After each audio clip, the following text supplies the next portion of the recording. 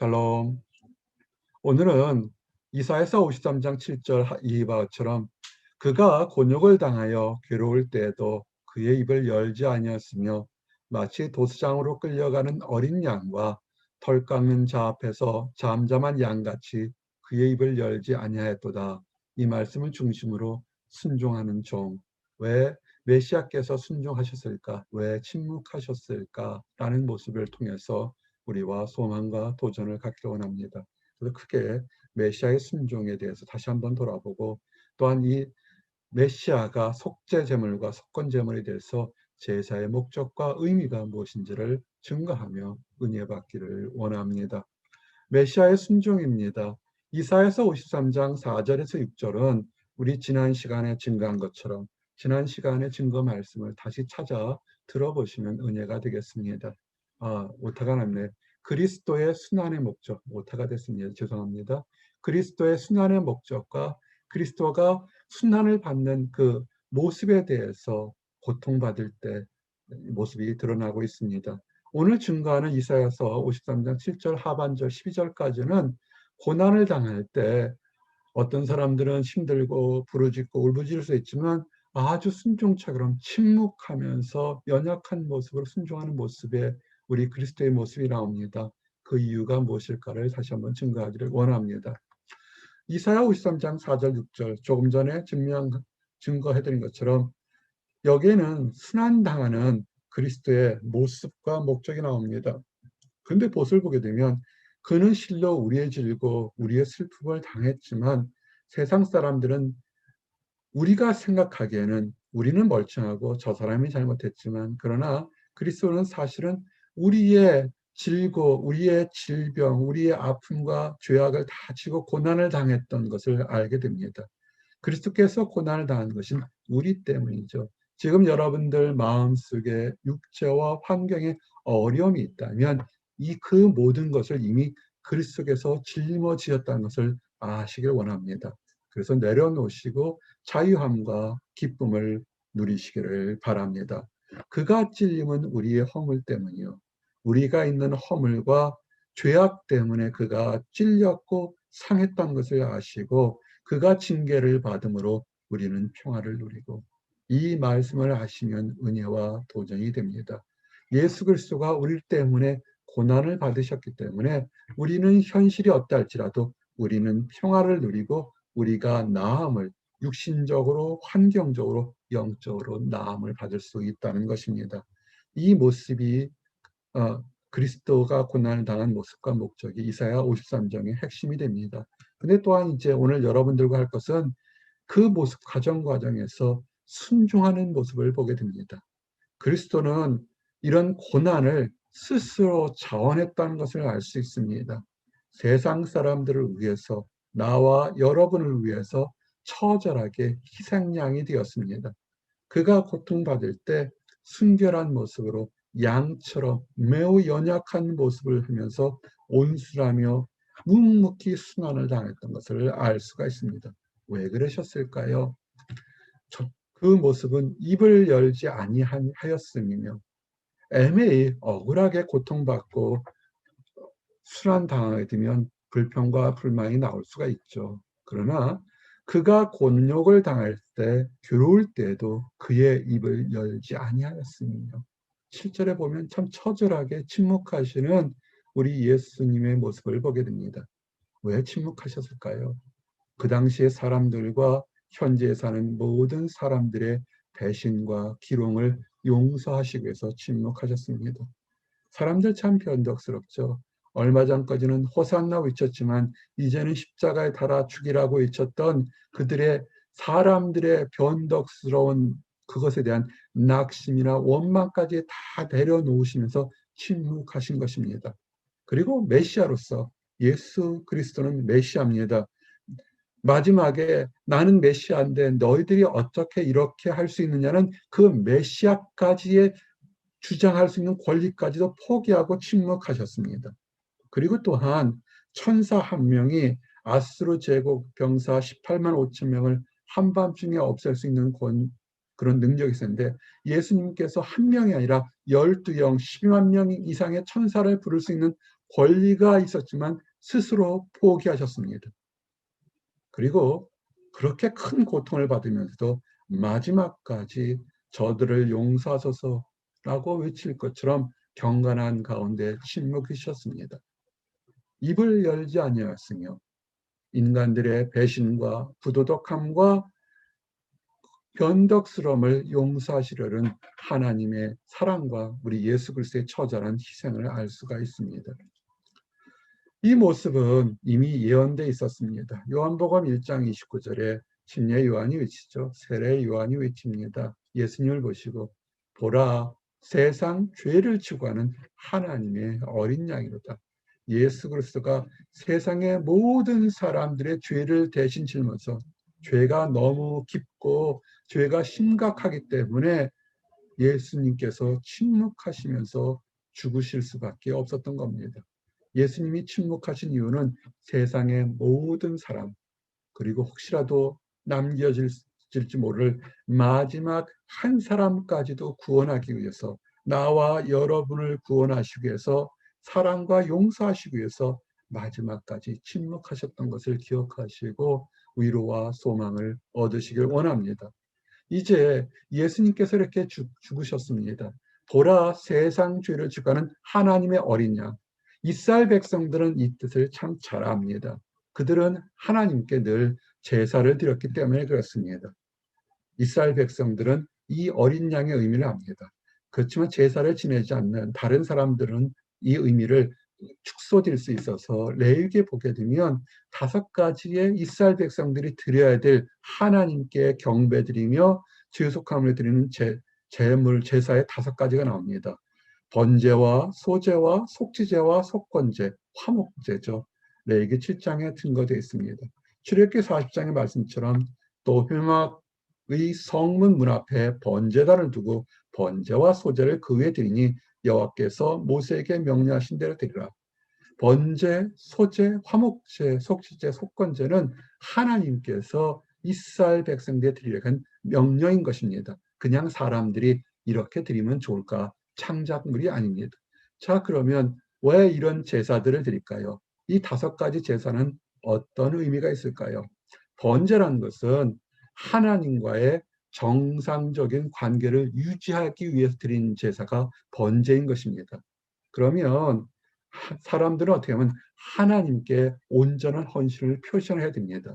그리고 이 번제, 사람들 중에서는 하나님께 온전한 헌신도 할 때 있지만 인간의 나약함 때문에 온전히 헌신하지 못했을 때도 있습니다. 그렇죠. 연약하죠.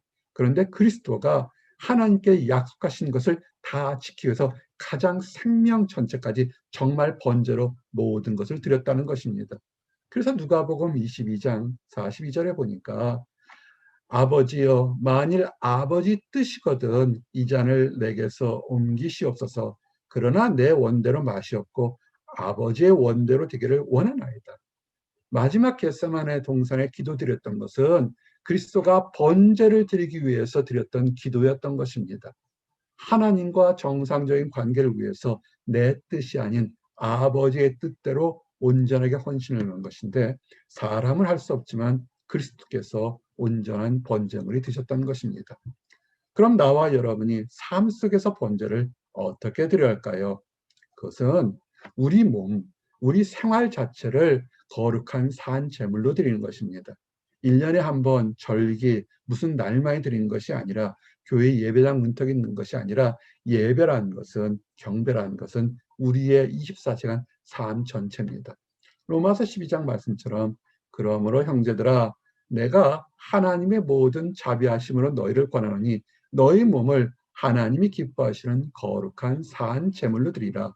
이는 너희가 드릴 영적 예배니라. 아멘.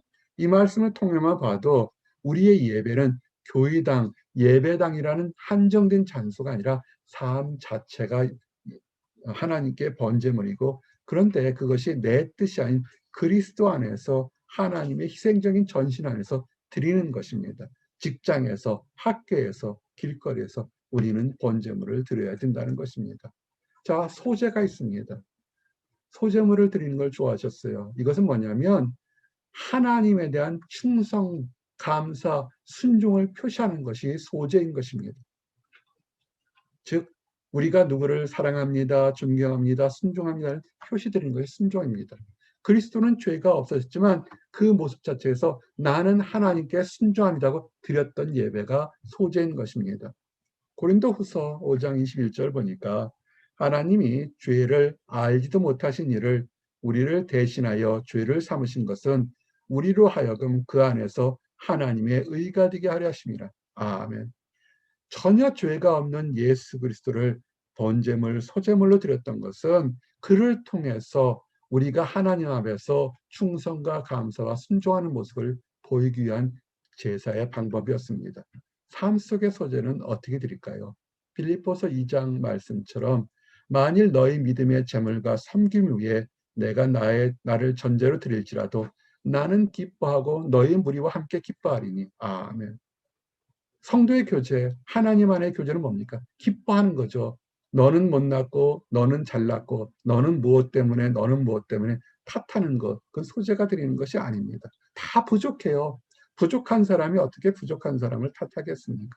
그거보다는 소재는 뭐냐면 하나님 안에서 하나님이 우리를 깨끗하게 만드시지 않았습니까? 그러면 우리는 늘 하나님 안에서 성도 간에 또한 우리의 삶 자체가 기뻐하는 것, 그것이 그리스도의 순수한 충성인 것입니다.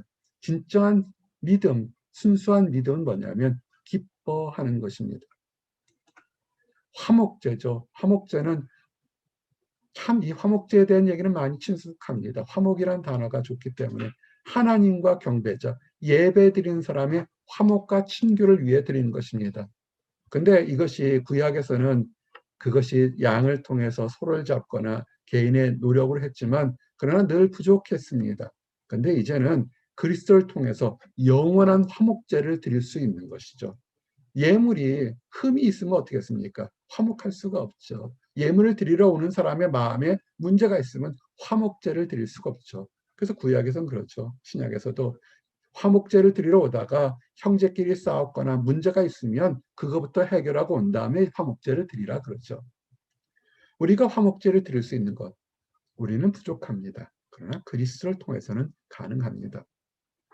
로마서 5장 말씀처럼 그러므로 우리가 믿음으로 의롭다 하심을 받았으니 우리 주 예수 그리스도로 말미암아 하나님과 화평을 누리자. 아멘. 우리가 믿음으로 의롭다 하심을 받았으니 믿음이 뭡니까? 예수 그리스도가 우리를 죄에서 구원하시고 깨끗하게 하셨다는 것을 믿는 거죠. 하나님의 사랑으로. 그러면 이를 위해서 예수 그리스도가 사시는 우리의 모든 죄를 대고 대신 십자가에 죽으시고 그 죽으심을 통해서 그리고 그 약속을 보여주시기 위해서 부활하셨습니다. 그래서 우리는 의롭지 못한 삶 속에서도 하나님과 화평할 수 있는 것은 우리를 의롭게 하신 그리스도의 피로 인해서 우리는 하나님과 화평을 누릴 수 있는 것입니다. 기억하십시오. 그의 십자가 피로. 골로새서 1장 말씀처럼 그의 십자가의 피로 화평을 이루서 우리는 그의 성도들까지도 화평을 이룰 수 있는 겁니다. 무엇 때문에? 우리의 눈으로 보기엔 다 부족들해요. 내 마음에 안 들 수도 있습니다. 그러나 그리스도의 피, 십자가를 먼저 보게 되면 상대방을 관용할 수 있고 용서할 수 있고 내려놓을 수 있는 것입니다. 그래서 얘기죠. 만물, 곧 땅에 있는 것들이나 하늘에 있는 것들이 그로 말미암아 세상 사람들이나 하늘에 있는 천사들이나 다른 권력이나 비전들이 그로 말미암아 예수 그리스도로 말미암아 자기하고 화목하게 되기를 기뻐하심이라. 예수 그리스도를 통해서 우리의 힘과 능력으로는 안 되지만 예수 그리스도를 통해서 할 수 있다는 것은 이것이 믿음입니다. 그래서 믿음의 선진들은 죄인까지도 자기를 해쳤던 사람까지도 용서할 수 있었던 겁니다. 이제 속죄제 말대로 금방 이해할 수 있죠. 죄사함, 죄를 지은 사람이 깨끗하게 받기 위해서 죄사함을 받게 드리는 죄가 속죄제입니다. 그리스도의 속죄 사역, 그리스도는 속죄 사역을 감당하셨습니다. 그는 죄가 없으셨죠. 그러나 모든 사람들의 죄를 위해서 속죄물이 될 수밖에 없습니다. 예수 그리스도가 이 땅에 오신 목적이 정확하게 마태복음 20장 28절에 증거되어 있습니다. 인자가 온 것은 섬김을 받으려 함이 아니라 도리어 섬기려 하고 자기 목숨을 많은 사람들의 대속물로 주려 함이라. 아멘. 예수님께서 이 땅에 오시면 자기 사명이 뭐냐면 속죄물로 이 땅에 오셨던 것이고, 이사야서 53장 7절에 9절에 그가 어린 양처럼 침묵하면서 속죄물로 드렸던 것을 우리는 알 수가 있는 것입니다. 속건제, 이것은 속죄제와 같은 것인데 뭐냐면, 하나님 또는 이웃에게 해를 주면 그냥 죄를 졌을 때 나는 죄 용서 받기를 원한다, 거기에 끝이면 안 되죠. 피해자가 있잖아요. 피해자에겐 배상을 해야 되죠. 많은 사람들이, 크리스찬들이 실수하는 게 뭐냐면, 죄를 저질러 놓고 나서도 얘기합니다. 나는 하나님께서 용서받았어 라고 얘기가 끝나게 됩니다. 피해자는 있어요. 그럼 어떻게 합니까? 피해 보상을 하셔야죠. 현대 법에서도 잘못을 하면 피해 보상을 하게 돼 있습니다. 민사적으로, 형사적으로 소개했는데, 구약도 제사에서 속건제가 있습니다. 이웃에게 해를 끼치고, 또한 하나님께 얼마나 많은 해를 끼쳤겠습니까? 그럴 때 보상의 목적으로 했는데, 그 보상의 목적으로 드리는 희생양이 그리스도께서, 내가 그러면 그 보상의 목적으로 드리는 그 모든 제물이 되겠다는 것입니다. 속죄 제물, 용서를 위한 것이고, 속건 제물은 드리고 나서 이후에 만족과 화평을 위해 드리는 제물입니다. 좀 더 그러면 이제 속죄 제물과 속죄 제물과 속건 제물이 되었던 우리 예수 그리스도의 모습을 보면서 도전과 은혜를 받길 원합니다. 예수님께서는 배상물로 드렸던 것입니다. 이사야서 53장 말씀에 보니까 여호와께서 그에게 상함을 받게 하시기를 원하사, 왜 그리스도가 그렇게 고난을 당하고 죽임을 당할까 하면, 그의 영혼을 속건 제물로 드리기에, 하나님의 뜻입니다. 예수 그리스도를 속건 제물로 드려서 그날에 모든 사람들이 보상받고 회복하고 화평하기를 원하는 것을, 그래서 하나님께서 기뻐하는 뜻이 여호와를 통해서 이루어지기를 위해서 속건 제물이 되는데, 그리스도께서 스스로 자원해서 들으셨던 것입니다. 이사야서 53장 12절에 보니까 그가 자기 영혼을 버려 그랬습니다. 그리스도는 속죄 제물과 속건 제물을 다 담당할 수 있는 완벽한 능력과 제물이 되셨던 것입니다.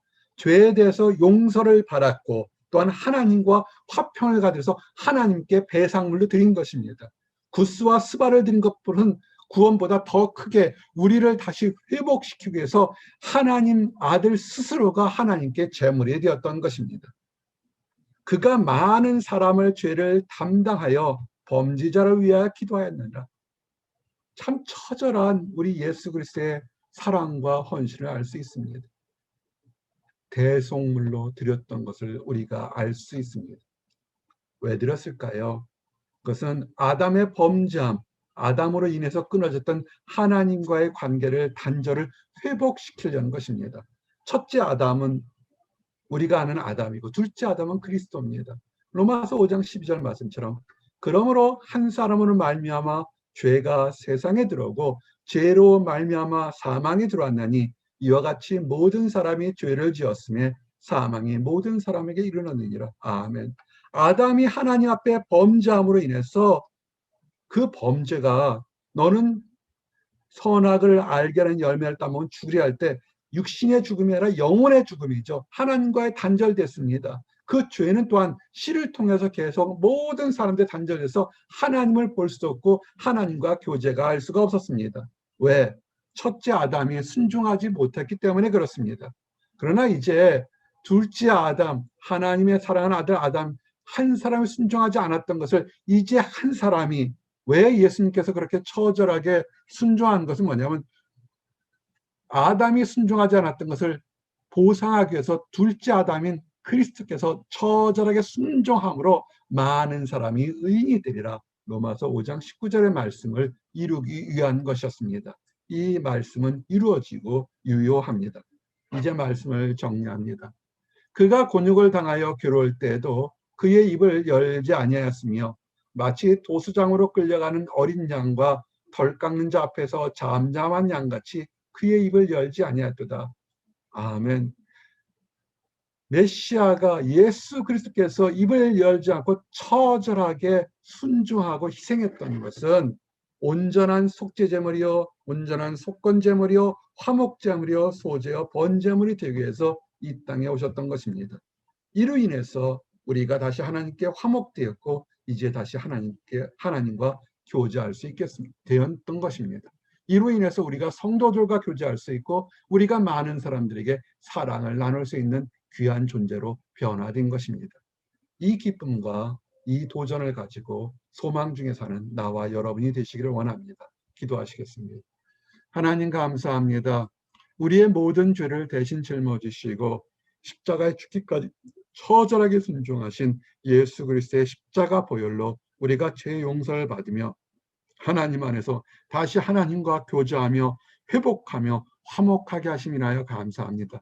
이를 인해서 우리가 하나님과 교회와 성도가 서로 화목하며 기뻐할 수 있게 하심이나요 감사합니다. 아버지 하나님, 그러나 아직 하나님을 알지 못하고 하나님을 안다고 하지만 그릇된 신념과 사상으로 우리 주님께서 보였던 사랑을 알지 못하는 안타까운 사람들이 있습니다. 주여, 그들의 달려가는 거친 발걸음을 멈춰 세워주시고 마지막 한 사람까지도 구원하기를 원하는 하나님의 사랑을 깨닫고 예수 그리스도의 보혈의 십자가 공로로 그 모든 사람들도 용서받고 회복하고 화목할 수 있도록 허락하여 주시옵소서. 하나님께 사랑을 받은 우리가 그 사람들에게 사랑의 손을 내밀어 함께 하나님께로 나가도록 허락하여 주시옵소서. 늘 감사드립니다. 예수 그리스도 이름 받들어 기도했습니다. 아멘.